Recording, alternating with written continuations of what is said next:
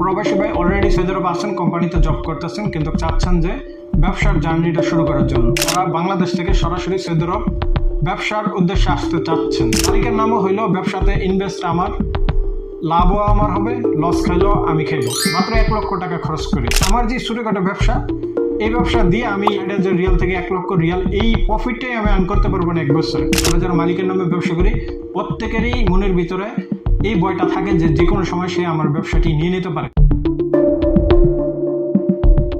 আসসালামু আলাইকুম প্রিয় বন্ধুরা, আজকের ভিডিওটি হচ্ছে তাদের জন্য যারা বাংলাদেশ থেকে সরাসরি সৌদি আরব ব্যবসার উদ্দেশ্যে আসতে চাচ্ছেন। যে সৌদি আরব আসার পর আমি কাজ করব না, আমি ব্যবসা করব। বা অনেক প্রবাসী ভাই অলরেডি সৌদি আরব আছেন, কোম্পানিতে জব করতেছেন, কিন্তু চাচ্ছেন যে ব্যবসার জার্নিটা শুরু করার জন্য। সো বর্তমানে আমি কোন বিষয়তে আছি, কোন প্রক্রিয়ার মাধ্যমে সৌদি আরব ব্যবসা করতেছি, সেই বিষয়গুলো যদি আপনাদের সাথে শেয়ার করি, আমি মনে করি আপনারা যারা নতুন ব্যবসার উদ্দেশ্যে আসতে চান বা ব্যবসার জার্নিটা সৌদি আরব থেকে শুরু করতে চান, আমার এই তথ্যগুলোর মাধ্যমে আপনাদের বিন্দু পরিমাণ হইলেও সহযোগিতা বা উপকার আপনারা পাইবেন যদি ভিডিওটি সম্পূর্ণ দেখেন। একটি সঠিক সিদ্ধান্ত আপনি নিতে পারবেন। সো আমি বর্তমানে কোন বিষয়তে আছি, আমি বর্তমানে আছি হচ্ছে আমরা তথাকথিত যেটি ফ্রি ভিসা বলে মনে করি সেই বিষয়তে আছি। কিন্তু সৌদি আরবের আইনগতভাবে ফ্রি ভিসা বলতে কোনো বিষয় হয় না। সো আমি একটি মালিকের অধীনে আছি, কিন্তু মালিকের অধীনে আমি কাজ করি না, আমি আমার নিজের কাজ করি এবং মালিকে আমাকে বেতন দেয় না, আমি মালিককে বেতন দিই। এটাকে আমরা তথাকথিত ফ্রি ভিসা বলে মনে করি, কিন্তু আইনগতভাবে এ ধরনের কোনো বিষয় হয় না। সো আমার যে ব্যবসা সেটি হচ্ছে আমার মালিকের নামে। মালিকের নামও হইল ব্যবসাতে ইনভেস্ট আমার, লাভও আমার হবে, লস খাইলেও আমি খাইব। এখানে মালিকের কোনো ভূমিকা নাই। মালিক জাস্ট তার নামে আমার যে বিজনেস লাইসেন্সগুলো আছে, সকল ডকুমেন্ট আছে তার নামে। বিনিময়ে তার নামে যে আমি ব্যবসাটি করতেছি, তার লাভ হচ্ছে তাকে আমি প্রতি মাসে একটি হাদিয়া বা আমি তাকে বেতন দিতেছি যে তোমার নামে আমি কাগজপত্র করব, যেহেতু আমার নিজের নামে করতে পারবো। সৌদি আরব বর্তমানে এখন সুযোগ দিতেছে, কিন্তু আমার নিজের নামে কেন করি না সে বিষয়টি আপনাদের সাথে শেয়ার করব। সো তাকে আমি প্রতি মাসে একটা কন্ট্রাক্ট এগ্রিমেন্ট করছি যে তোমাকে এত টাকা করে দিব, তোমার নামে আমি ব্যবসা করবো, তুমি আমাকে আকামাত তৈরি করে দিবা বা ব্যবসায়িক লাইসেন্স যেগুলো আছে প্রতি বছর তুমি আমাকে রিনিউ করে দিবা। সো সে আমার সাথে চুক্তি করছে যে ঠিক আছে আমি করে দিব, কোনো অসুবিধা নেই, তুমি প্রতি মাসে আমাকে এত টাকা করে দিবে। সো আমি দিতেছি, আমি ব্যবসা করতেছি। এখন সৌদি আরবের ভিতরে আমরা দুইটা প্রক্রিয়ার মাধ্যমে ব্যবসা করতে পারবো। একটা হচ্ছে আমার নিজের নামে, অর্থাৎ ইনভেস্টর লাইসেন্স করে আমি নিজের নামে ব্যবসা করার সুযোগ সৌদি সরকার আমাদেরকে দিতেছে।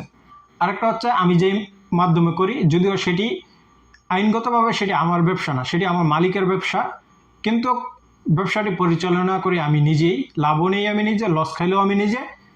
মালিকে এখানে ইনভেস্ট করে নাই বা মালিকের কোনো কিছু নয়, সকল কাগজপত্র যা লাগে যেখানে মালিকের প্রয়োজন হয় সে এসে উপস্থিত হয়, বা কোনো প্রবলেম হলে আমি যখন কল করবো যে আমার এই প্রবলেম হচ্ছে বা এই হচ্ছে, তুমি এটা সমাধান করো, সে এটা সমাধান করে দেয়। এখন আমি কেন আমার নিজের নামে ব্যবসা করি না? আমার নিজের নামে কেন ব্যবসা করি না? আমার নিজের নামে যখন ব্যবসা করব, আমার যে কাগজপত্রগুলো আপডেট করতে প্রতি বছর এগুলোকে রিনিউ করতে হয়, 1 লক্ষ রিয়াল খরচ আসবে। 60,000 রিয়াল কাগজ কলমে আসলো, আনুষঙ্গিক খরচ মিলে আর বিভিন্ন খরচ মিলে আপনার 1 লক্ষ রিয়াল প্রত্যেক বছর আমার ব্যবসায়িক শুধু কাগজপত্রগুলো আপডেট করতে লাগবে, যা বাংলাদেশের টাকা অলমোস্ট 32-33 লক্ষ টাকা। কিন্তু সেমই ব্যবসা আমি মালিকের নামে করতে পারতাছি আপনার হচ্ছে মাত্র 3,000 রিয়ালে আমি প্রতি বছর কাগজপত্রগুলো আপডেট করে ফেলতেছি, মাত্র 1 লক্ষ টাকা খরচ করে। এখন একটা দেশের নাগরিক যে সুবিধা পাইবে, এবং আমি আপনি বাংলাদেশ থেকে এসে এদেশে কিন্তু এই ধরনের সুবিধা নিতে পারবো না। সো মালিকের নামে ব্যবসা হলে আমি বিভিন্ন প্রবলেম হলে সেগুলো মালিকের দৌড়াদৌড়ি করে সমাধান করতে পারতেছে, যেহেতু সে এদেশের নাগরিক, আইনগতভাবে ব্যবসাটি তার নামে, সে এগুলা সমাধান করে ফেলতে আছে। কোনো প্রবলেম হইলে সৌদি আরবে যে বলদিয়া আপনার হচ্ছে আসে মোকালাফা দেয়, সেইটি নিয়ে দৌড়াদৌড়ি করতেছে। কিন্তু আমি যখন একজন আজনবী হইব, আমি এদেশের আমাকে যে সুবিধা দিবে একটা সৌদিকে আমার থেকে বেটার সুবিধা দিবে।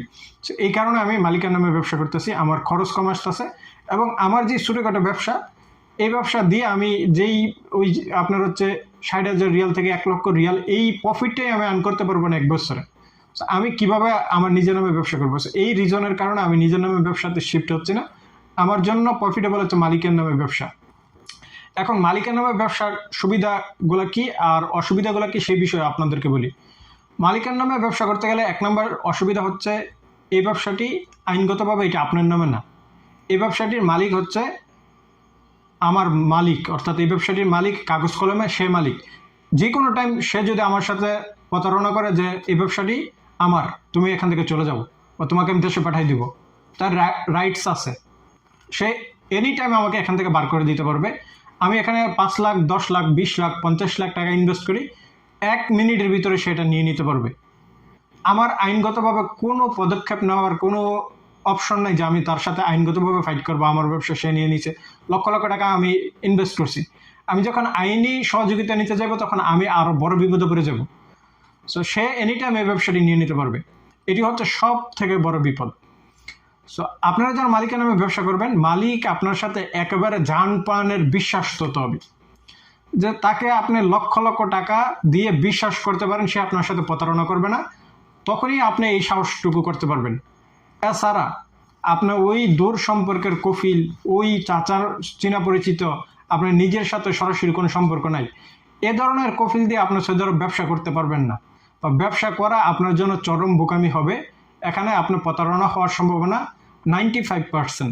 কারণ সৌদি আরবের ভিতরে আমাদের শত শত বাংলাদেশিদের ব্যবসা নিজে কফিলরা হাতিয়ে নিছে, আপনি সোশ্যাল মিডিয়াতে দেখলেই বুঝতে পারবেন। কিন্তু যখন আমি ইনভেস্টর লাইসেন্স করে ব্যবসা করব, সেখানে আমি বেনিফিট পাইতেছি, আমার ব্যবসাগুলো হচ্ছে ট্রাস্টেড, কেউ নেওয়ার ক্ষমতা নাই, বা আমি যেই পদক্ষেপগুলো, অর্থাৎ আমি এনি টাইম আমার কোনো ডর থাকবে না বা আমার মনে কোনো ভয় থাকবে না। কিন্তু ভয় একটাই কাজ করে, ওই যে বছর শেষে যদি আমি প্রফিট জেনারেট না করতে পারি আমার ব্যবসা থেকে, তাহলে আমি কাগজপত্রগুলো রিনিউ করতে পারবো না। অন টাইম তো নয়, আমি কষ্ট মষ্ট করে যত টাকা লাগে আমি ইনভেস্ট করে দিলাম, পরবর্তীতে আমি কাগজপত্রগুলো রিনিউ করতে পারবো না, কারণ যেই পরিমাণ টাকা কাগজপত্র রিনিউ করতে আমার খরচ হবে সেই পরিমাণ টাকা আমি আর্ন করতে পারবো না। তো এখন আমি যে বললাম যে আপনারা যারা বাংলাদেশ থেকে ব্যবসার উদ্দেশ্যে আসতে চান তাদের করণীয় কি? তো তাদের করণীয় হচ্ছে, আপনি যখন নিজের নামে ব্যবসা করবেন তাহলে আপনি সরাসরি এসে ব্যবসা করতে পারেন, বা মাস 2 মাস সৌদি আরবে আসার পরে দেখবেন সৌদি আরবের পরিস্থিতি, বাংলাদেশি ভাইয়েরা কীভাবে ব্যবসা করতেছে, কোন ব্যবসা দিলে আপনি প্রফিট আর্ন করতে পারবেন, বা আপনার কোন বিষয়ে দক্ষতা রয়েছে, সে বিষয়গুলো আপনি দেখে বুঝে আপনি সিদ্ধান্ত নেবেন ইনভেস্টর লাইসেন্স হিসাবে। কিন্তু মালিকের নামে ব্যবসা দিতে গেলে আপনাকে সৌদি আরবে সময় দিতে হবে। সৌদি আরব আসার পরে আপনি ব্যবসা দিতে পারবেন না।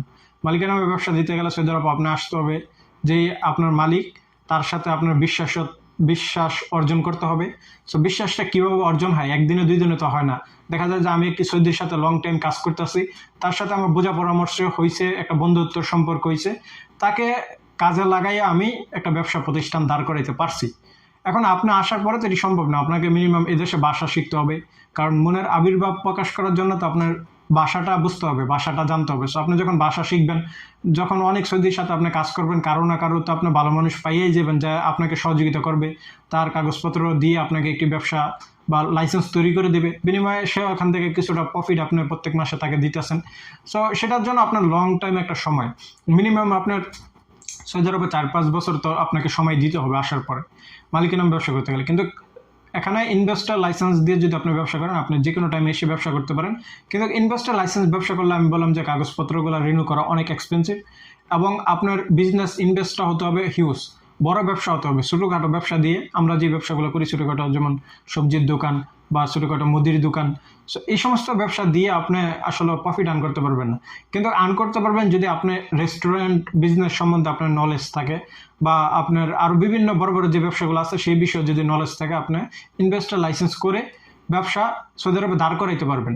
অনেক সময় দেখা যায় যে ছোটো ব্যবসাও যদি আপনার পজিশন মতো জায়গা মতো দিতে পারেন, আপনি ইনভেস্টর লাইসেন্স তৈরি করে ব্যবসা তৈরি করতে পারেন। এখন সৌদি আরবের ভিতরে আমাদের অনেক বাংলাদেশি ভাইরা যেভাবে ইনভেস্টর লাইসেন্স করে ব্যবসা করে, দেখা যাইতেছে একটা ইনভেস্টর লাইসেন্স করলো, সেটা দিয়ে 10টা দোকান খুললো, 10টা দোকান খুললে 10 জন মিলে একটা ইনভেস্টর লাইসেন্স করলো। সো 10 জন মিলে যখন একটা ইনভেস্টর লাইসেন্স করবে, প্রতি বছর যে রেনু কস্টটা আসবে সেটি 10 জনে মিলে দিবে।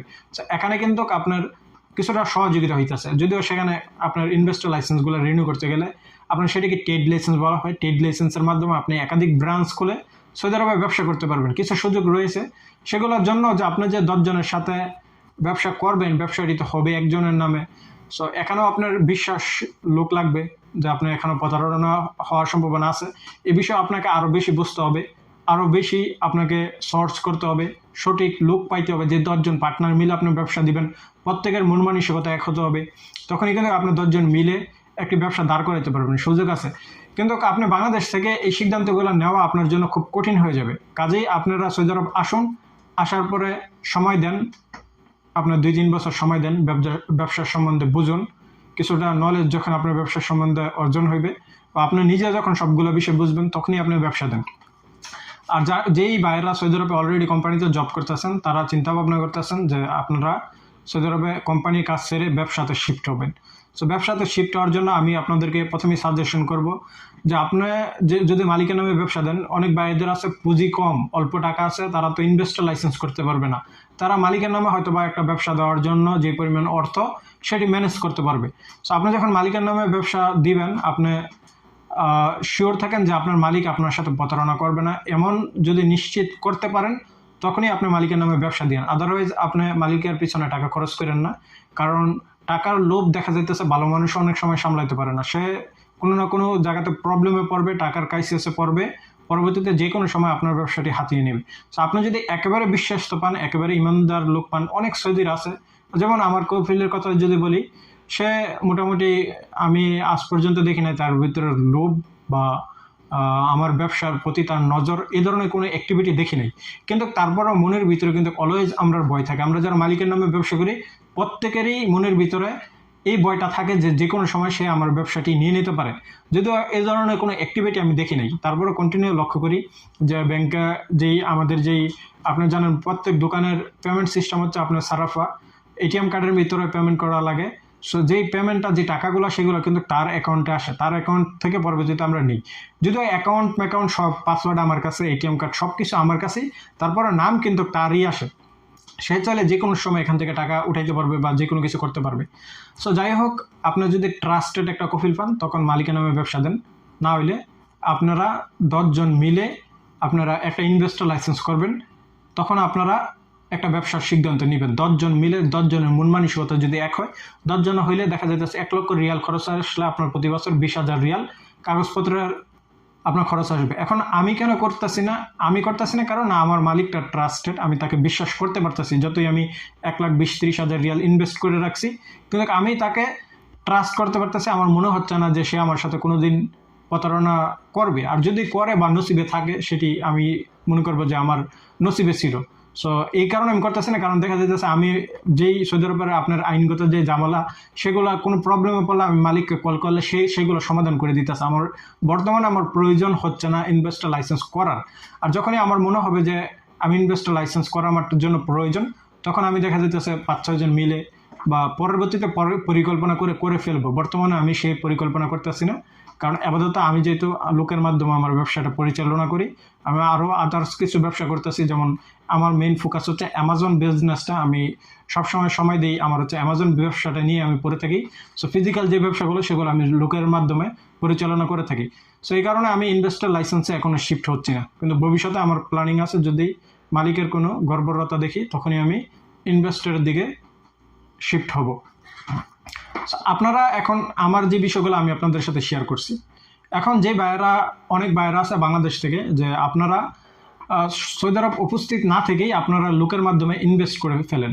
যেমন আমার কাছে ব্যবসার আইডিয়া আছে, খুব দারুণ আইডিয়া আছে, যে ব্যবসাটি দিলে আমি প্রফিট আর্ন করতে পারবো।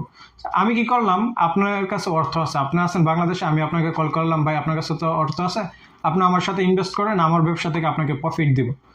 এমনটাও অনেক বাংলাদেশিরা করে। এখন যে আপনাকে উৎসাহিত করতেছে, ধরেন আমি উৎসাহিত করতেছি, কিন্তু আমার জায়গা থেকে আমি ঠিক করতেছি, আমার জায়গা থেকে আমি কিভাবে প্রফিট আর্ন করবো বা আমি কিভাবে ব্যবসা দাঁড় করাবো, সেই প্রচেষ্টা আমি চালাই যেতেছি, আমি আপনাকে সেই পরামর্শ দিতেছি। কিন্তু আপনার দেখতে হবে আপনি আমাকে ট্রাস্ট করতেছেন কিনা, বা আমি যে প্রফিটটা জেনারেট হবে সেখান থেকে আমি আপনাকে ভাগ দিব কিনা, সেটি আপনি বলতে পারবেন, কারণ তার সাথে সম্পর্কটা হচ্ছে আপনার। সো এই ধরনের যদি ট্রাস্টেড থাকে, তখনও আপনি ইনভেস্ট করে দেখতে পারেন। আবার অনেক বাংলাদেশিরা আছে যে, যেমন রিয়েল এস্টেট বিজনেস আপনার ইনভেস্ট করে মক্কার ভিতরে বিভিন্ন হোটেল ফার্স্ট টাইমে এক সিজনে এক একটা বিল্ডিং থেকে লাখ রিয়াল 2 লাখ রিয়াল পর্যন্ত প্রফিট করে, যেখানে আমি নিজেও 25,000 রিয়াল ইনভেস্ট করছিলাম। সো সেখান থেকে কিছুটা প্রফিট আর্ন করছি, কিন্তু সেখানে আপনার প্রবলেম হচ্ছে, আমি দেখছি যে একেবারে সঠিক লিঙ্ক লাগবে। কারণ এই ব্যবসাটা আপনার হচ্ছে, যদি সঠিক সোর্স না থাকে, সঠিক লোকের মাধ্যমে আপনি ইনভেস্ট না করতে পারেন, তখন আপনার ব্যবসার যে প্রফিটটা সেটা বুঝে পাইবেন না, সেখানে আপনার প্রতারণা হওয়ার সম্ভাবনা আছে। সো আমি থার্ড পার্টির মাধ্যমে সেখানে ইনভেস্ট করছিলাম, অল্প কিছু পরিমাণ আমি ইনভেস্ট প্রফিট পাইছি, কিন্তু যার মাধ্যমে ইনভেস্ট করছি সে অনেকটাই প্রফিট আর্ন করে ফেলছে। সো এর জন্য আপনাকে সঠিক সোর্স থাকতে হবে। মক্কাতে যদি আপনার পরিচিত লোক থাকে, মক্কার লোকেরা এই ব্যবসাটি সম্বন্ধে ভালো বোঝে। আমি যেহেতু 2 বছর মক্কাতে ছিলাম, সো আমি যতটুকু বুঝতে পারছি যারা 10-12 বছর থাকে তারা কিন্তু এই ব্যবসাটি আরও বেশি বুঝবে। এবং এই ব্যবসাটার ভিতরে আমাদের বাংলাদেশিরা অনেক বেশি যুক্ত। বাংলাদেশিরা খুবই লাভবান একটি ব্যবসা হচ্ছে। প্রতি বছরই হোটেল আপনার হচ্ছে প্রতিটা এই হোটেলটা ভাড়া নিবে 2 লাখ রিয়ালে, 2.5 লাখ রিয়ালে। এক সিজনে এখান থেকে 1 lakh Real, 1.5 lakh Real profit হয়ে যায়। সো 10 জন মিলে যদি এই ইনভেস্টটা করে, মোটামুটি ভালো পরিমাণে একটা সিজনাল ব্যবসা এটা। সো এই সিজনাল ব্যবসাটা করেও এখানে ইনভেস্ট করো। এখানে বেশিরভাগ ইনভেস্টর আমি দেখছি আমাদের বাংলাদেশে যে হাজি বিল্ডিংগুলো থাকে, প্রত্যেকটা হাজি বিল্ডিংয়ের ইনভেস্টর হচ্ছে বাংলাদেশি। এই ব্যবসাটা করতে সুবিধা কি? এই ব্যবসাটা করতে আপনার কোনো লাইসেন্সের প্রয়োজন হচ্ছে না। কোনো প্রকার যে লাইসেন্সদারি সে নিচ্ছে, সে নিয়ে আপনাকে টাকার বিনিময়ে আপনাকে কন্ট্যাক্ট দিয়ে দিতে আসে যে এই কন্ট্যাক্ট আপনি যত টাকা নিতে পারেন নেন। সো এই হচ্ছে সুবিধা। সো এই প্রক্রিয়ার মাধ্যমে আপনারা কিন্তু এই হোটেল ব্যবসাটি করতে পারেন। আমার এক পরিচিত লোকও সেখানে ব্যবসাতে যুক্ত হয়েছে, এবছরই নিছে। এখন দেখা যাবে হজ টাইমে সে কত টাকা প্রফিট করে। যদি প্রফিট যে পরিমাণ আসে সেই বিষয় নিয়ে আপনাদেরকে সঠিক একটা তথ্য দেব, বা সেই লিঙ্কের মাধ্যমে যদি আপনারা ব্যবসা করতে পারেন, যদি আমার মনে হয় সে প্রফিট বুঝে পাইছে, তখনই সেটি নিয়ে আমি পরবর্তীতে একটি ভিডিও তৈরি করব এবং সঠিকভাবে আপনাদেরকে পরামর্শ দেবো যে আপনারা এই মাধ্যমে ইনভেস্ট করতে পারেন। তো আজকের ভিডিওটি হচ্ছে এই পর্যন্তই। সবাই ভালো থাকবেন, সুস্থ থাকবেন। আল্লাহ হাফেজ।